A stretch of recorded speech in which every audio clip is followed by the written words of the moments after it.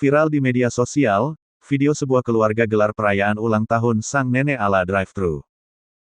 Video itu pertama kali diunggah oleh akun TikTok, @janis_michela. Dalam video itu, terlihat setiap sanak saudara naik mobil mereka masing-masing. Mobil mereka terlihat berbaris ke belakang bak antre pesan makanan drive-thru. Lalu, saat di depan rumah, mereka memberi ucapan selamat ulang tahun dan kado untuk nenek secara bergantian. Bahkan, keluarga ini tetap mematuhi protokol kesehatan dengan memakai masker dan tidak turun dari mobil untuk menjaga jarak.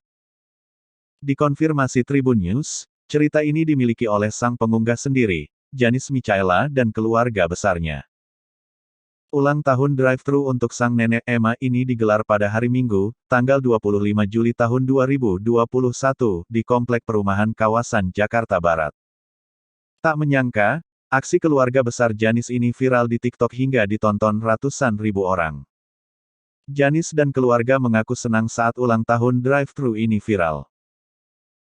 Keluarga besar kaget dan happy, semoga bisa menjadi berkat dan inspirasi birthday surprise tapi tetap sesuai protokol kesehatan, kata Janis kepada Tribun News, Selasa, tanggal 27 Juli tahun 2021. Banyak juga yang doain Emma di video TikTok. Emma aku juga ikut bacain komennya, terima kasih, imbuhnya.